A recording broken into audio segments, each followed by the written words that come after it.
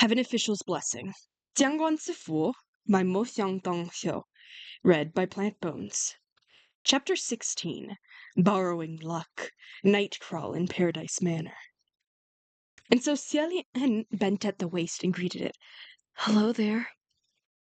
Hearing the greeting, that eye squinted harder, turning itself into a full crescent, like it was smiling. The large eye spun left and right, extremely lively, as if it wasn't just a pattern carved into a scimitar, but the real living eye of a human. Hua Chang's lip curled upward. Gaga, it likes you. Xielian raised his head. Really? Hua Chang raised his brow. Really? It's too lazy to spare a single glance at those it doesn't like. In fact, there are very few that Ming actually likes. Hearing this, Xielian smiled at Ming.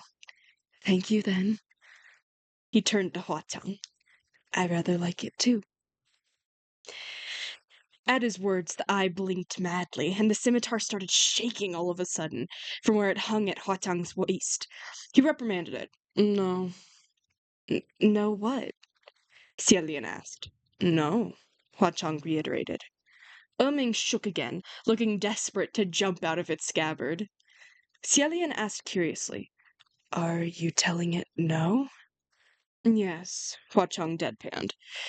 It wants you to pet it, but I'm telling it no. Xielian grinned. Well, why not? He reached out. Ming's eye instantly widened, like it was looking at him with great anticipation. I can't pet it here. Poking the eye will hurt, Xielian thought, then lowered his hand and stroked lightly along the curve of the hilt. The eye squinted into a fully crescent line and quivered even harder, as if it was extremely pleased and enjoying the touch very much. The more Xielian stroked the scimitar, the more intriguing he found it. He was the type of person that animals liked. When he'd pet furry dogs and cats, they'd squint their eyes just like this when they got comfortable, and would often throw themselves into his embrace, whining and mewling. Who knew that he'd be stroking a cold silver scimitar, the legendary cursed blade, no less, like he would a puppy? In what way was this a bloody cursed blade of misfortune? Xielian hadn't believed it before, but after seeing it with his own eyes, he threw away all of that hearsay entirely, tossing it into a trash pile labeled not believable. An evil, bloody ritual wouldn't forge a spirit this clever and cute. The two spent a considerable amount of time discussing and critiquing various famous swords and legendary blades in detail. Xielian exited the armory in high spirits after, even grabbing hold of Hua Chang's hands on the return to Paradise Hall. The boy had also been brought in after being washed up and dressed in clean bandages. Although his face was still wholly covered, he looked new and refreshed. He was a person slender in frame and delicate build, and should have been a seedling with infinite possibilities. But the version of him here right now was one of hunched shoulders and slumped figure, cowering form who couldn't meet anyone's eyes. A pitiful soul. Xielian pulled the boy to sit. With her last words, Miss Xiao Ying asked me to take care of you, and I agreed to it. But nevertheless, I still have to ask what you want to do. Would you be interested in following me in cultivation from now on? The boy stared at him blankly, as if afraid to believe the words he was hearing. That someone was actually willing to take him in and teach him. He looked hesitant and hopeful. Xielian continued. I can't say the conditions at my place are good, but I can still promise you won't need to hide any longer. You won't need to steal food, and you won't be beaten. As he spoke, Xielian didn't notice that next to him, Hua Chang's eye was narrowed. He was watching the boy with a cold, judging look. Xielian continued warmly. If you can't remember your own name, then why don't we come up with a new one? The boy pondered for a moment and then said, Ying. Xielian supposed that the name was to commemorate to commemorate Miss Xiao Ying, since both names use the character for firefly. He nodded. Good. That's a good name. You're from the kingdom of Yong'an, and Yong'an's national surname is Lang. So why don't you use that as your new so why don't you use that as your new name and call yourself Lang Ying? The boy finally nodded, hesitantly. Xialian understood it as the boy accepting the offer to follow him. The banquet began. It was a small feast that Hua Chang had prepared for Xialian, but by its setup and size it could very well host over a dozen. And numerous women carried jaded plates in their hands, and upon the plates were various delicacies, fine wine, fresh fruits, and small refreshments. Their offerings were endless, and their steps were dainty and light as they walked along the sides of the main hall in a line, each presenting their jaded plate as they approached the black jaded divan. Lang Ying watched, but didn't dare reach out, and it wasn't until Xialian pushed some of the plates toward him that he slowly grabbed a few items to eat. Watching him, another scene flashed in Xialian's mind. It was of another boy whose face was wrapped in bandages, dirty and unkempt. He was kneeling on the floor, hugging a plate of offerings, his head bowed low as he stuffed his face. Just then, a sashaying lady in purple silk approached, offering a carafe of wine. Pa Cheng reached out and poured for Celian. Goga, have a cup. Celian's smile was occupied. Celian's mind was occupied, and he wasn't paying attention, so he carelessly accepted the cup, delivering it directly to his lips. He didn't realize it was wine until the drink entered his mouth. Then his eyes refocused once more. His gaze just happened to land on what, or rather who, was behind Hua Tang. The lady who offered the wine looked back and winked at him. Xialian sputtered on the spot. Good thing he'd already swallowed that sip of wine and nothing came splattering out of his mouth. He only choked, coughing nonstop. Lang Ying took fright and almost dropped the cake in his hand. Xialian soothed it as he coughed. Yes, it's nothing. It's nothing. Hatang gently patted his back. What's wrong? Is the wine not to your liking? Xialian quickly explained himself.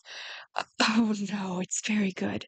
I just suddenly remembered that my cultivation method forbids alcohol. Oh? Hua Chang said. Then it's my fault for being inconsiderate and making Goga break his vow. It's not your fault, Xialian said. I'd just forgotten. Xialian rubbed his forehead and turned around, and stealthily glimpsed toward the center of the main hall. The lady who offered wine had her back to him as she sashayed off toward the door, her figure sensual and seductive, charming and graceful. Hua Chang only paid attention to what was at hand, or focused entirely on Xialian. So he spared no attention for those beautiful women. Therefore, he naturally paid no mind to their faces. However, the face Xialian had seen just now was clear and recognizable. That sweet, seductive lady who had offered him wine was none other than Windmaster Ting Xuan. In order to sneak into Paradise Manor, the Lord Windmaster hadn't hesitated to transform into a woman. That wink gave Xialian quite the shock, and he thought, "You'd better give me more wine to swallow this down." Unaware, Huatang said conversationally, I always thought cultivation was meant simply for living a carefree, pleasurable life. If you must forbid this or that, then what's the point? And what do you think? Xialian steadied himself swiftly and casually said back, That depends on the path you choose. Some sects don't mind earthly pleasures, but my chosen path of cultivation has always forbidden drinking and licentious acts. Alcohol can be overlooked once in a while, but abstinence from the latter is absolute. When he said the word abstinence, Huatang cocked his right brow, displaying an unreadable expression that could either be displeasure or annoyance. Xialian continued, Actually, it also forbids hatred. A gambling hall involves extreme joy and anguish and can easily produce hatred, so it's a place best to be avoided. But if one can maintain control of one's mind, unmoved by wins and losses, then there's no need to wholly avoid gambling. Hearing this, Hotang laughed out loud. No wonder Gogo is still interested in playing at the gambler's den. Going around in circles, Cielian had finally brought the subject of the conversation naturally to gambling and said, Speaking of which, Sunlang, your gambling techniques are amazing to behold. I'm just lucky, that's all, Huatong said. Comparing that to his own luck, Cielian felt rather woeful. I really am curious, and don't tease me, Sunlang, but is there really a technique to rolling dice? If there wasn't, then Hachang couldn't just wheel the numbers he wanted back at the gambler's den, and that waning moon officer couldn't have so easily rolled 2 6s. Huatong only smiled. Why would I dare tease Gaga? Of course there's a secret technique, but it's not something that's learned in a day, and not everyone who's learned the technique can master it. Xialian had more or less expected that answer. Huatong added, However, I can tell you a faster way. I promise Gogo will be able to succeed as he wishes and win every round. What way? Xialin asked. Huatong raised his right hand, the very same right hand that had the red string tied on the third finger. The red string was tied unto a small bow at the back of his hand, bright and vivid. He beckoned Xialian. Give me your hand. Xialian didn't know what it was for, but since Huatong asked for his hand, he gave it to him. Huatong's hand had no warmth of life, but it was not freezing. He squeezed Xialian's hand and held it for a bit, then smiled before turning it over and tossing 2 dice into his palm. Try it now. Xialian chanted mentally for 6s and rolled the dice. As they clattered to a stop, the dice indeed revealed 2 red 6s. What trick is this? Xialian was amazed. No trick, Huachang replied. I've simply lent Guga a bit of luck. So luck can be borrowed like spiritual power? Xialian said in wonder. Huachang laughed. Of course. Next time, if Guga is going to make bets with anyone, come see me first. I'll lend you as much luck as you want. I promise your opponent will suffer a loss so great he won't make a comeback for 100 years. The two played for a dozen or more rounds, and Xialian confirmed for himself that it was indeed so, before he stopped to say that he was tired. Huatang ordered Lang Ying to be settled before personally escorting Xialian to the guest chamber. Watching as the red silhouette slowly disappeared down the hall, Xialian closed the door, sat by the table, and used a hand to cover his forehead. Bending as he supported his mind's weight. The more thoughtful Huatang was, the more guilty Xialian felt. There really is nothing to criticize about the way Sanlang treats me. Hopefully this case has nothing to do with him, and once the truth comes out, I'll explain everything and apologize. Xialian thought. He had only sat for a moment when he heard someone calling from outside the door with a small voice. Your Highness! Your Highness! Your Highness the Crown Prince! Recognizing the voice, Xialian immediately rose and opened the door. The person waiting just outside leapt in. It was indeed Xie Xuan in her female form. She was still dressed in that ghost lady get-up, a dress of diaphanous silk, with her waist wrapped to a dainty width. The moment she leapt in, she rolled onto the ground in a heap and transformed back into a man, hand to his chest. Oh, I can't breathe! I can't breathe! My God, I'm going to be choked to death by this thing. Xialian closed the door behind him, and when he looked back, what he saw was a full-grown man in a wicked purple silk dress, lying on the ground and and ripping at his chest and waist bindings. Xialian couldn't look and covered his eyes. Lord Windmaster, Lord Windmaster, can't you just change back to your Taoist robes? Am I stupid? Xie Qingxuan replied. Walking around in the dark at night in a conspicuous white robe? I'll be a target!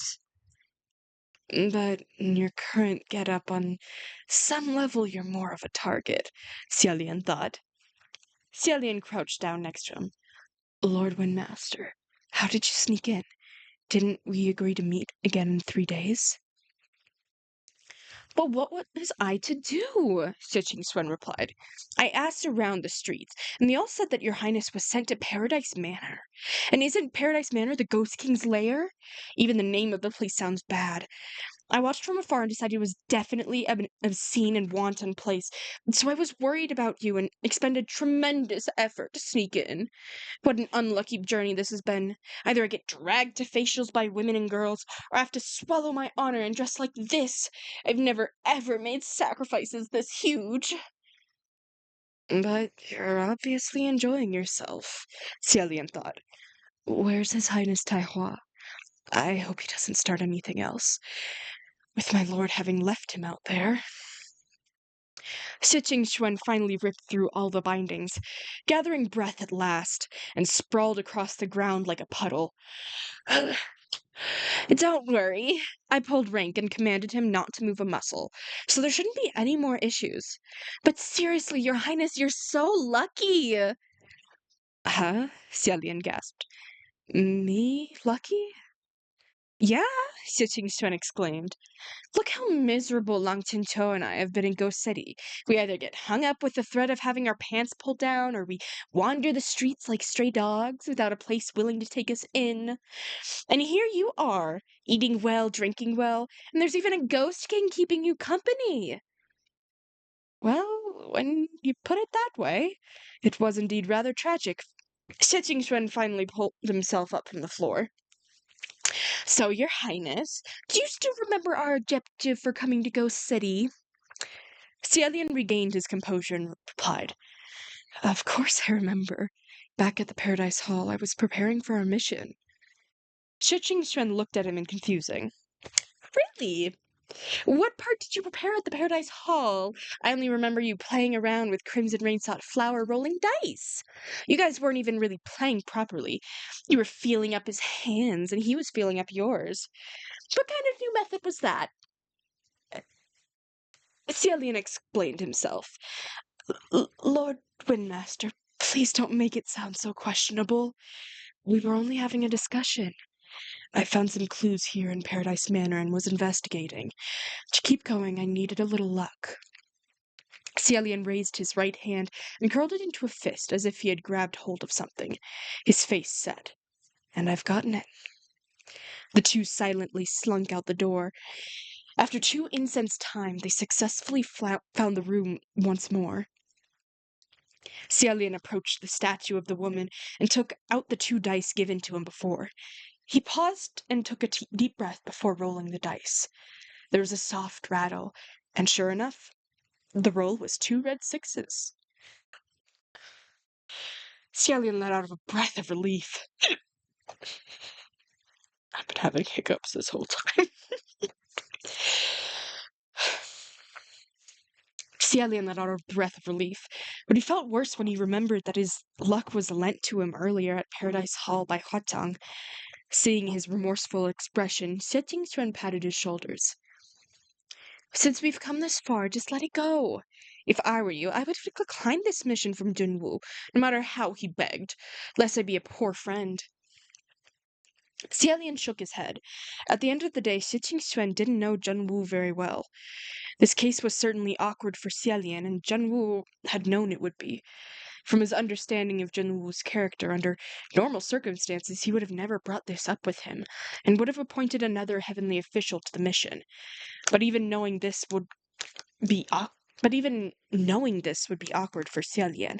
Junwu still requested his assistance. That could only mean one thing. Junwu had no one else who was better suited to take on this mission, and only asked him out of necessity. If that was the case, Xialian had no choice.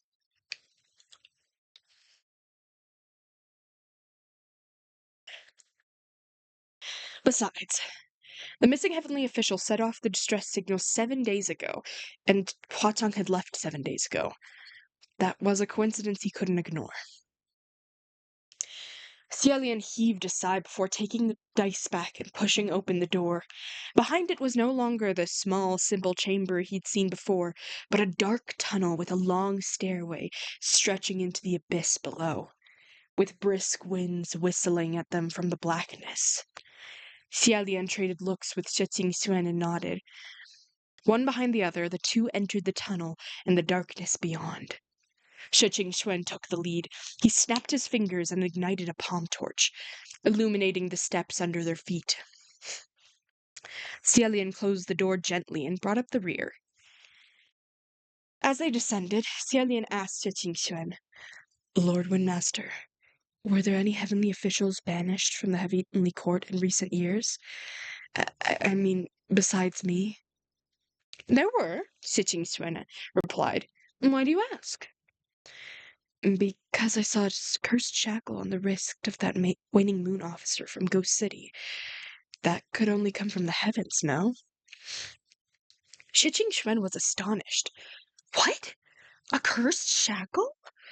Then Crimson Rain Sunflower is using a former heavenly official as a subordinate? Oh, what arrogance!" "It can't be arrogance," Xiaolian responded. If one no longer belongs to the heavens, then it's their choice where they go. Originally, there was no need to question his motives, but that ghost officer's been acting suspiciously. It's worrisome, so I wanted to see what Lord Windmaster's thoughts are on his identity." Shi Xuan pondered briefly and said, "There indeed was a martial god of the West who was banished a few years back. Caused quite the stir at the time." "Martial god of the West? Wasn't that Chen Yixin?" Shi Xuan continued, "But I don't think that Highness would descend to the ghost realm to be a ghost officer. He came from an orthodox background, and his character wasn't frivolous." If that was the case, then why was he banished? Xiaolian was about to continue his inquiry when the two came to flat ground after 60 or so stone steps. But before them there was a path about 5 or 6 people wide, leading in only one direction, shrouded in darkness. Behind them was a staircase that led to the surface. On either side were thick, solid walls. There wasn't any need to debate where to go. Just go forward. But after walking along that path for only 200 steps, a frigid stone wall loomed before them, blocking their path. Shi Xuan frowned. The path's cut off? No way! He held the palm torch in one hand and used the other to feel around the stone wall, searching for any sign of a release mechanism. Then he cast a few spells for clearing illusions to no avail. The wall remained immovable. There was no more he could do. Perhaps I'll just punch a hole through it?" Oh, wrong person. Perhaps I'll just punch a hole through it? "That would cause way too much of a commotion," Xiaolian said. "All of Paradise Manor would be alerted." Shi Xuan placed his hand flat on the stone wall and gave it a short blast of spiritual energy, but he dropped his hand after a moment. "Punching it would be useless. This wall is probably over 30 meters thick." But Xiaolian had clearly seen with his own eyes that the waning moon officer had entered here. It was silly to think he'd sneak around just to meditate and reflect in a dead-end tunnel. There had to be some sort of mechanism involved, so the two scrutinized their surroundings in greater detail. Soon, Xiaolian pointed. "Lord Windmaster, take a look at the ground. There seems to be something." Shi Xuan dropped his palm immediately, and the two squatted around the spot Xiaolian had pointed out. The ground of this tunnel was paved with numerous square bricks, each one about the size of a small door. The brick that they were standing on, right in front of the stone wall, had a drawing upon it. It wasn't a large picture, but it depicted a little person throwing dice. Shi Xuan looked up. So does this mean it's the same method as before? We just have to roll a right number to open the stone wall?" Xie nodded. That appears to be the case.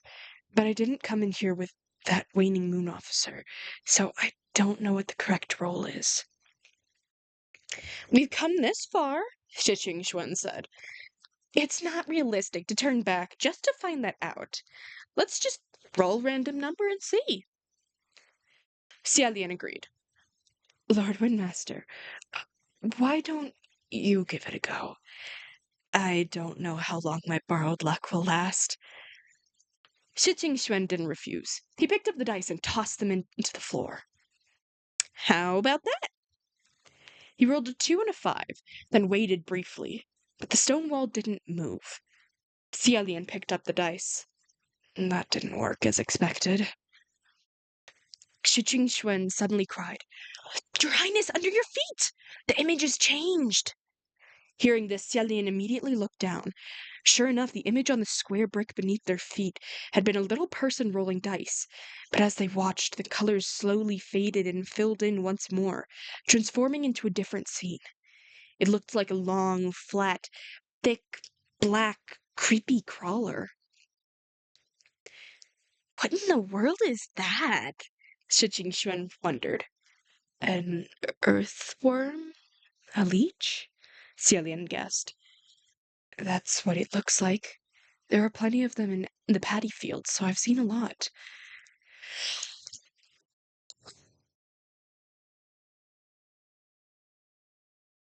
Shi Xuan wondered some more. What on earth were you doing that you saw a lot of these things? Before his words were finished, he vanished. It wasn't just him. Xie himself disappeared as well. Just the words, "What were you doing?" were uttered. They both felt the ground give way beneath their feet. The next moment, they were free falling into another tunnel. Turned out the stone wall wasn't a door after all. It was literally a stone wall. The square brick beneath their feet was the real door. After tossing the dice, the door opened abruptly and closed instantly. Xialian and Shi Xuan fell for only a moment before crashing heavily to the ground. Thankfully, the ground was soft. Otherwise, the two would have cratered in deep. They didn't suffer any pain from such a tumble, and were just pulling themselves up when their heads knocked into each other, and they both gave a cry of at the collision. Xialian, with one hand covering his head, felt around above with his other hand, but only made contact with the same soft, wet, muddy earth as the ground they were on. There were no stone tiles. That stone door was gone. When they fell, the palm torch Xuan ignited had been extinguished. Now that he had relit it and brightened their surroundings, the two discovered they were in a mud tunnel. The tunnel was round with muddy walls and didn't appear to be man-made. Shi Xuan rubbed his forehead. What is this place? Did we get thrown down here because we rolled the wrong number? Xialian pondered briefly and replied, It's very possible. That stone door is already gone, meaning we have no way to turn back. Let's think of a way to escape first. The two talked it over and decided to keep following the tunnel path. The tunnel had numerous twists and turns, and if a full-grown adult wanted to stand up straight in it, they'd have a bit of a hard time. They only could walk by bending at the waist, or crawl, making their movements slow and tiresome. The air in this tunnel was warm and moist, the mud clinging and annoying. Each of their steps sank and dragged, watery and gross. Sometimes they would even step in rotten remains of plants or animals. Celian's face never changed, but Shi Xuan had goosebumps popping up all over. But the longer they traveled, the more Celian felt something was off. Lord Windmaster, we'd better move faster. This place... Just then, a loud, bizarre rumbling sound reverberated around them. The noise crashed in. The entire tunnel shook, and small blots of mud pitter-pattered down from the tremors. The two exchanged a look, and without a word, they sped off in the opposite direction of the noise. Yet that enormous sound and the massive tremors were thundering their way, going faster than them, pushing closer by the second. The two of them moved arduously, one step shallow and the next deep, scrambling through the twisting tunnel, without an end in sight, not even a ray of light. And not just that, but the direction they were running toward also reverberated with those same thunderous tremors. They were blocked, both front and behind, and the two had to stop. Along with the rumbling, the sound of a massive, heavy body hurtling through the mud whammed past. Two humongous earthworms wiggled in and appeared before Cielian and Shi Xuan. The two worms were swollen and large, their bodies a bruised purple, their skins slightly translucent. The bodies of these worms were segmented, with no heads or tails. The two heads were nothing more than meat stumps. What else could they be if not incredibly large worms? That stone door had opened and dropped them into these earthworm monsters' nest. Cielian raised an arm to guard himself, Rue at the ready, while Shi Qingxuan drew out his Windmaster fan from nowhere. Unfortunately, in this narrow tunnel, it was impossible to start any gusts, and any crazed winds would only recoil back at them, making the spiritual device difficult to use.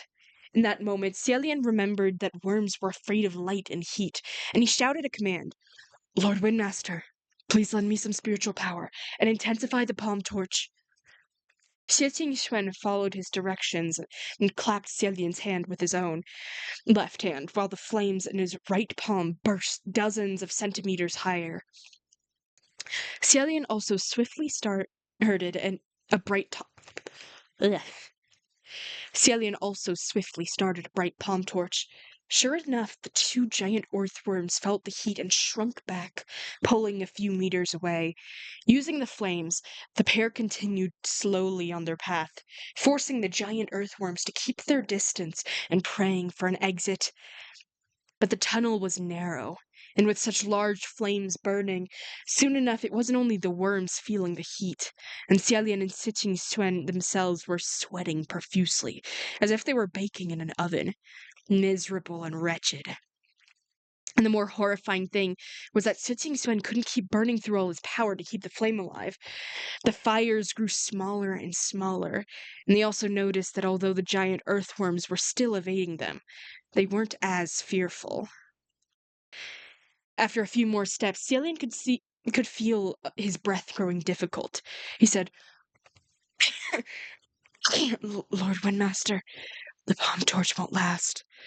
The mud here may be moist and loose, but we're still deep underground. Soon we'll run out of air, the fire will die, and we're going to faint. Shi Qingxuan gritted his teeth. Then we can only use the teleportation array.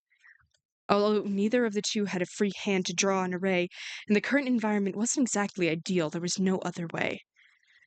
Let me find somewhere flat, Cielian said.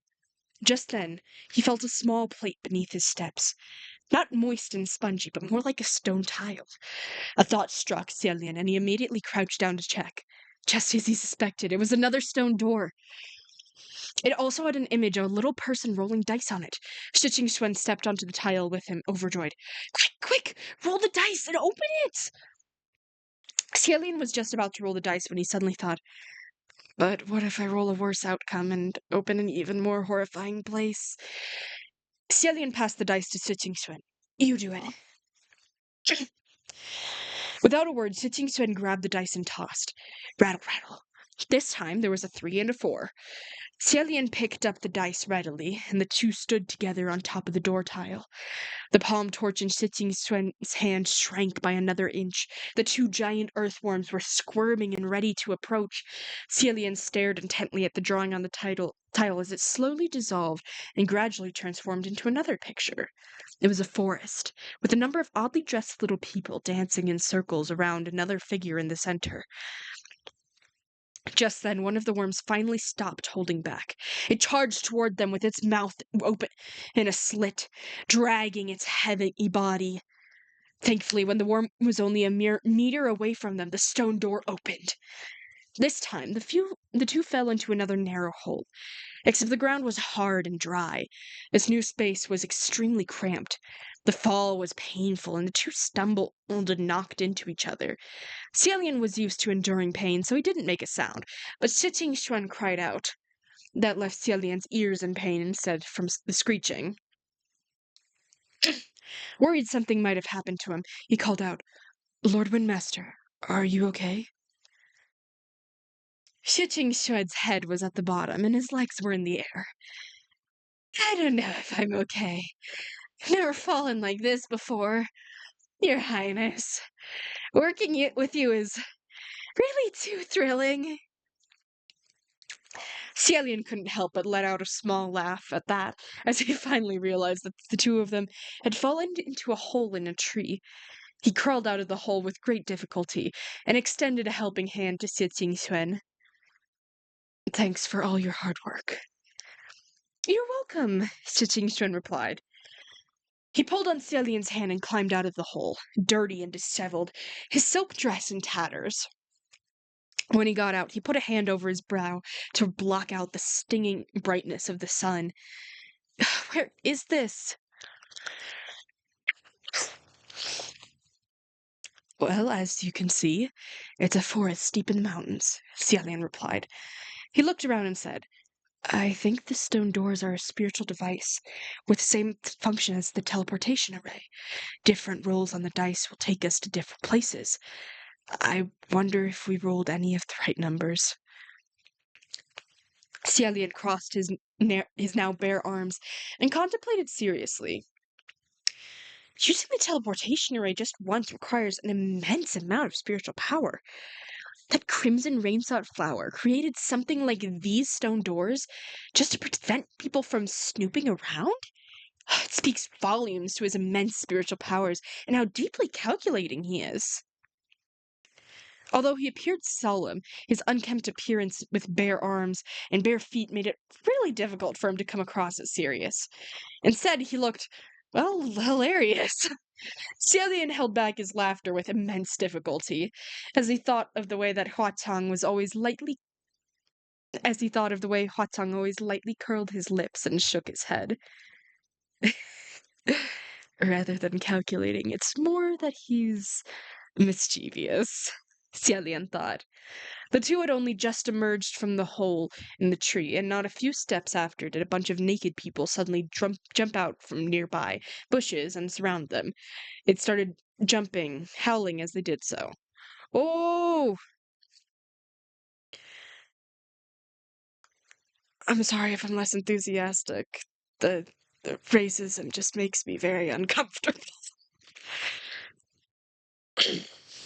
And I don't want to voice act these random unnamed characters as the racist stereotype that they are. The two were deeply shaken, and Siqing Xuan cried, What's this now? Celian raised his hand. Don't panic. Let's take a look first. He studied them and realized they weren't actually naked. They were wearing animal skins and leaves and looked like they were ready to drink blood. They were holding long spears made of branches with sharp stones fastened at the ends as spearheads. And when they smiled at the pair, their teeth were jagged and sharp like saws. The pair bolted without a word. Shiching Xuan shouted as he ran, My brother used to tell me about this. That deep in the southern mountains, there are many fierce spirits that feast on human flesh. He told me never to come to such a place on my own. Is that what we ran into? Celian was practiced in the art of escape, so his demeanor and manner were far more relaxed than Sitting Xuan's. He replied calmly, That's very possible. Either way, we need to find the exit. Let's see if there are any more stone doors nearby. The fearsome spirits ran after them, screaming and howling tirelessly. At first, Sitting Xuan and Celian could only run for it, not fight back. Heavenly laws dictated that should gods descend to the mortal realm, they should never presumptively use their powers to oppress mortals. This law was to prevent heavenly officials from bullying mortals and creating disasters born of the abuse of their power. But these spirits kept hurling sharp rocks and branches at them, and without warning, one such branch scraped Sitting Xuan's cheek. Now this was absolutely unacceptable. Shi Jingxuan felt his face and found the faintest bloody scratch. He saw red. With a roar, he came to a sudden stop. He spun around and shouted, "You ignorant, violent hillbillies! Not only do you not bow before me, Lord Windmaster, you dare ruin my face! Unbelievable!" He pulled out his Windmaster fan, flashing it open with a powerful whoosh, and swung with force. Their attackers were instantly blown off the ground and sent flying meters away, crashing into nearby trees and howling as they hung off the branches. The two could finally stop running, and they took in deep breaths, trying to calm their heartbeats. As they panted, the thought that came to Celian's head: "It's such a hassle being a heavenly official. Gods, humans, ghosts, no one has it any easier." Shi Jingxuan heaved out his grievances as he turned to Celian. "Your Highness, you saw it, right? They were asking for it. I wasn't using my powers to bully them." "That's right, I saw it," Celian said. Shi Jingxuan felt his face again and mumbled under his breath, "Even my brother wouldn't dare." He turned around again. "Let's go find that stone door." Celian nodded silently and watched Shi Jingxuan fix his clothes and hair until he looked properly dashing once more. Unfortunately, he was still dressed in bedraggled purple silk dress, so it was a dash of peculiar flavor. It was truly an unforgettable sight. Celian couldn't help but marvel. Thinking back on when they first met at Banyue Pass, the Lord Windmaster had seemed like such a bright and scintillating figure. Celian had thought him a powerful being with immeasurable depth, if not a peerless demonic cultivator, then a supreme master. Now that they were better acquainted, he realized all of that was but an illusion. The two walked relentlessly in circles through the forest, and finally found a set of stone doors beside a different tree hole. This time, Shi Jingxuan refused to roll the dice and shook his head. "I don't know what's going on, but even though my luck isn't always the best, it's not always the worst either. Fortune doesn't seem to be with me today. I rolled twice, and the first time was that earthworm tunnel. The second time, bloodthirsty spirit playground. Who knows what's next?" Celian cleared his throat softly and guiltily replied, "Maybe it's because I'm with you. I must have brought your luck down with me." "What are you saying?" Shi Jingxuan exclaimed. "It's impossible for anyone to bring down my luck. Me, the Lord Windmaster. But why don't you give it a go? Maybe there's still some of that luck you borrowed from your San Lang left." For some reason, Xialian felt a little embarrassed when he heard your San Lang. He wanted to explain, but at the same time, what was there to explain? If he tried, it would only be weirder. So he didn't say anything in the end. He felt the dice in his hands and rolled them lightly. 2 sixes.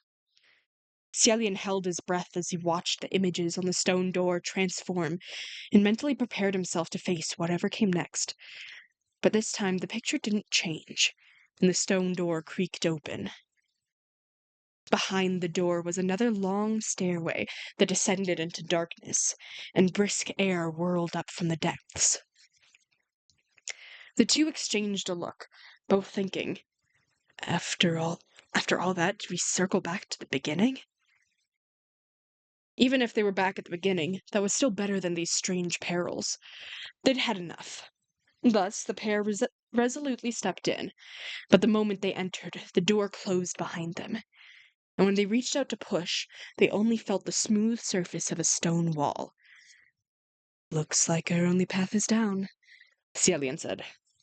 "Ugh, all right," Shi Jingxuan sighed. "Let me take a breather, then we'll continue to play that despicable Crimson Rain Flowers game." The two once again descended through the long, rectangular, stony path. After 200 steps or so, Xialian realized something. "Good news. Lord Windmaster, this isn't the same path we took the first time, even though they appear similar." Xie Jingxuan noticed it too. "You're right. The first time we reached the stone wall after some 200 steps, but not this time, Celian said softly. Looks like we're on the right path this time.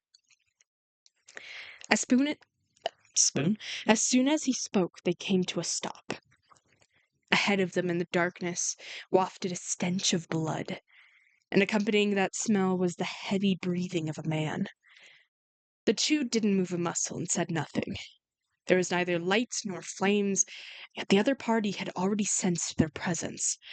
Right after they stopped, a cold voice rang out. I have nothing to say, spoke the deep voice of a man. At the sound of that voice, Xue Qingxuan immediately lighted a palm torch.